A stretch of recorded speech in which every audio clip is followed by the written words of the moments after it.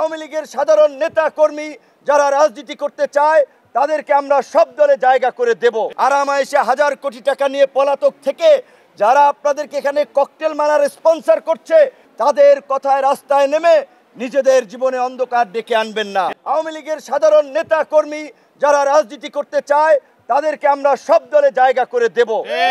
এই দেশে এই 24-এর গণ অভ্যুত্থানের পূর্বে আওয়ামী লীগ এবং বিএনপি দুটো মেজর পলিটিক্যাল পার্টি ছিল। আওয়ামী লীগ আজকে গণ অভ্যুত্থানের মধ্যে দিয়ে মানুষের কাছে প্রত্যাখ্যান হয়েছে, কিন্তু আওয়ামী লীগের দেশব্যাপী একটা সমর্থন আছে এবং সকলে শেখ হাসিনার এই ফ্যাসিবাদী শাসন ব্যবস্থাকে সমর্থন করে নাই। পরিস্থিতির কারণে হয়তো দল করেছে, কিন্তু এলাকায় মানুষের উপরে কোনো ধরনের জুলুম নির্যাতন চালায় নাই।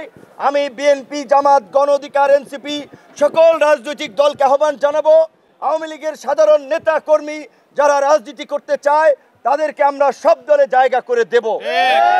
আওয়ামী লীগের ভাই বোনদের উদ্দেশ্যে একটা কথা বলতে চাই, ওই বিদেশে আরামায়েশে হাজার কোটি টাকা নিয়ে পলাতক থেকে যারা আপনাদেরকে এখানে ককটেল মারার স্পন্সর করছে, যারা রেল লাইনে নাশকতা করার স্পন্সর করছে, তাদের কথায় রাস্তায় নেমে নিজেদের জীবনে অন্ধকার ডেকে আনবেন না।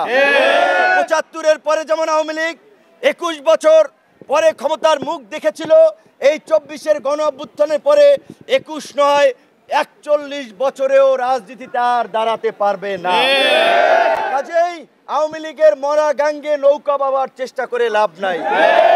আমরা সকলকে সতর্ক করে দিচ্ছি, যেমনি ভাবে ডিএমপি কমিশনার, সিএমপি কমিশনার ওয়ারলেসে হোক, ডাইরেক্ট হোক, ইনডাইরেক্ট হোক নির্দেশ দিয়েছে, ওই ফ্যাসিবাদী শক্তি নাশকতা করলে, ককটেল মারলে সাথে সাথে গুলি করার, আমরাও পুলিশ প্রশাসনকে অনুরোধ জানাবো, এই গণ অভ্যুত্থানের জুলাই স্মৃতি স্তম্ভে সারা দেশে এই দুষ্কৃতিকারীরা আগুন দিচ্ছে, তারা যদি এই ধরনের অগ্নি সন্ত্রাস করে অবশ্যই আপনারা তাদেরকে গুলি করবেন। এটা আমরা যারা যাত্রী বোঝাই বাসে ককটেল মেরে, পেট্রোল বোমা মেরে মানুষ মারতে চাবে, সেই মানুষের বাঁচার অধিকার আছে, আত্মরক্ষার অধিকার আমাদের সাংবিধানিক অধিকার।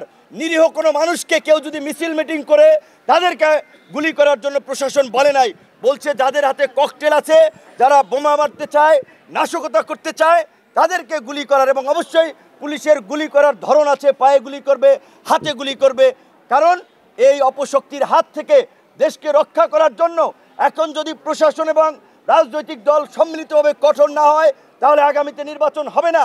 আর এই নির্বাচন না হলে দেশে আরেকটি 1-11 তৈরি হবে, আরেকটি 1-11 হলে এই গণ অভ্যুত্থানের শক্তিসহ পুরো দেশবাসীর উপরে একটা নতুন বিপর্যয় নেমে আসবে। তাই আমরা ভবিষ্যতে কোনো 1-11 হতে দেব না, ওই অপশক্তিকেও মাথাচাড়া দিতে দিব না। আমরা ফেব্রুয়ারিতে জাতীয় নির্বাচনের জন্য সমস্ত রাজনৈতিক দল এখন প্রচার প্রচারণা, গণসংযোগে আগামীতে একটি অবাধ, সুষ্ঠু, নিরপেক্ষ নির্বাচন করার জন্যই রাজনৈতিক দলসমূহকে নিজেদের মধ্যে আলাপ আলোচনার মাধ্যমে একটি লেভেল প্লেয়িং ফিল্ডের পরিবেশ সকলকে সৃষ্টি করার জন্য অনুরোধ জানাই। এবং অপশক্তির সাথে কোনো আপোষ নয়, এই পরিষ্কার বাক্য আগামী নির্বাচনের আগে আমরা সকল রাজনৈতিক দলের কাছ থেকে শুনতে চাই। যারা ওই ফ্যাসিবাদকে তোষণ করে ফ্যাসিবাদের সমর্থন নিয়ে ক্ষমতায় যেতে চায়, তাদের পরিণতি ওই ফ্যাসিস্টদের মতো হবে।